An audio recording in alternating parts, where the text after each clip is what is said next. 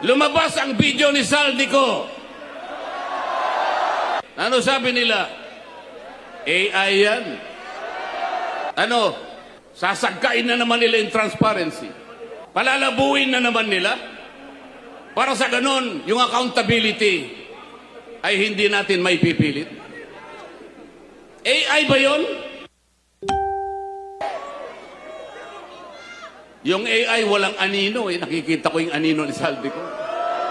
Kahapon, dahil nakita nila yung paglalahad, yung video recording ni Saldico na sinasabi nilang AI. Paano magiging AI? Eh ito'y unang lumabas sa official page ni Saldico mismo. Nagpalabas ng statement ang ombudsman. Ano sabi nila? Kahapon lang ito. O para bago namin tanggapin yan.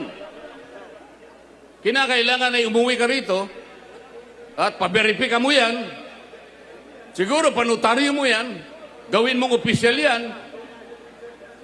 Lahat na po ng requirements ngayon ay kanilang hinihiling.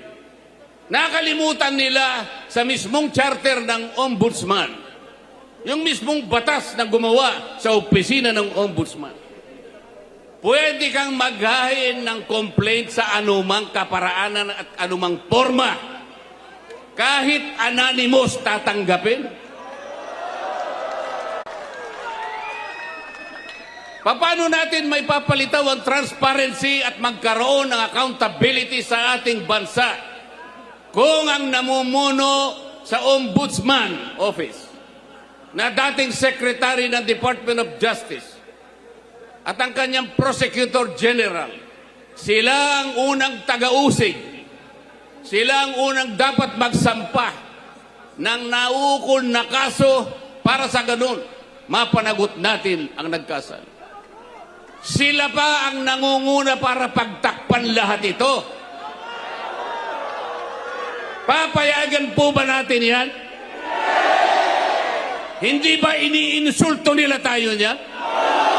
Papayag ba kayong mainsulto?